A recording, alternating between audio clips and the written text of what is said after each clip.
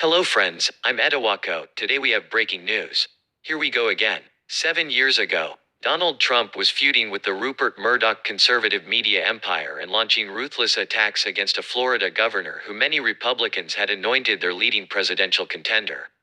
The real estate magnate was then the ultimate outsider, seeking to tear down the political establishment, left and right, on his path to the White House.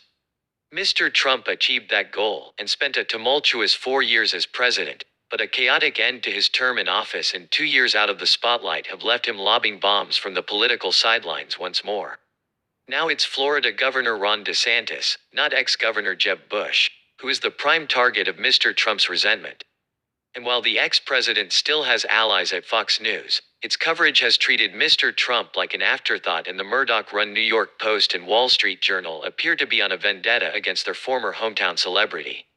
According to anonymous insider reports, Mr. Trump still harbors presidential ambitions and is leaning toward announcing another presidential bid from his Mar-a-Lago home next Tuesday.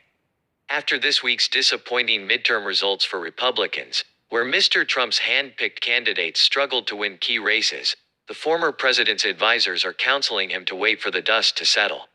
Instead, with his Thursday social media posts and evening press release diatribe against Mr. DeSantis, Mr. Murdoch's News Corp and all his critics, Mr. Trump seems intent on throwing that dust in his enemies' eyes. He called his Florida rival an average Republican governor with great public relations, and made explicit the parallels to his first presidential bid. This is just like 2015 and 2016, a media assault, collusion.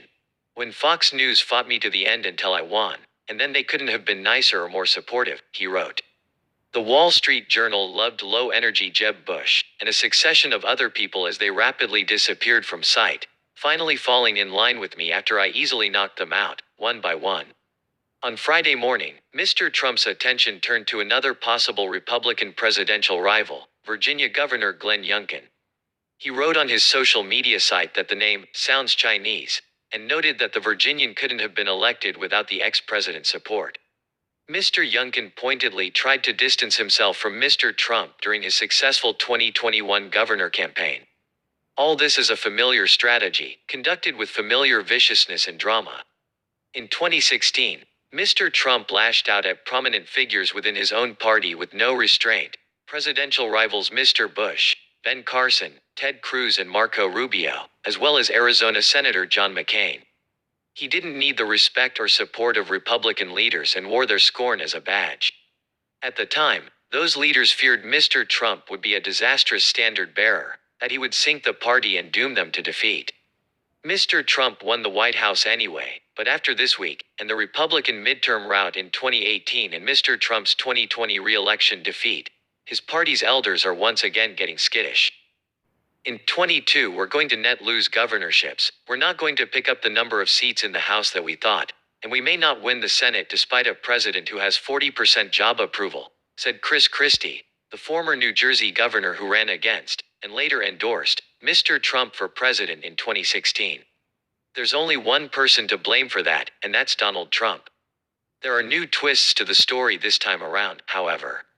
Although the top of the party and its big money donor base may want to move on from the ex-president, the grassroots infrastructure of the Republican Party is run by those faithful to Mr. Trump. Republicans may have struggled this year, but they picked up congressional seats in 2016 and 2020, when Mr. Trump's name was at the top of the ballot. State legislatures and the U.S. House of Representatives are stocked with Trump loyalists like Jim Jordan of Ohio, Andy Biggs of Arizona and Matt Gaetz of Florida. I am proud to endorse Donald J. Trump for president in 2024, wrote Congresswoman Elise Stefanik of New York on Thursday, jumping the gun a bit on Mr. Trump's possible presidential announcement. Republican voters determine who is the leader of the Republican Party, and it's very clear President Trump is the leader of the Republican Party. Trump's recent attacks are also being picked up by his supporters, including Arizona governor candidate Kari Lake, who suggested that Mr. DeSantis was being elevated over pro-Trump candidates. Ron DeSantis goes out and gives his big speech and then they want to make it look like the Trump Republicans don't have a chance, she said during an interview on Thursday. But Mr. Trump's latest round of invective suggests that he feels under siege. And if, as indications suggest, he does run for president again, He will do so as a bomb-throwing renegade willing to tear the party down around him if challenged.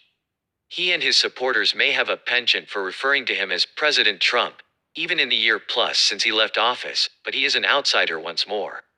Yes, friends, this is our news today. What are your thoughts? Please do not forget to indicate your opinion in the comment section. Please don't forget to turn on notifications by subscribing to me.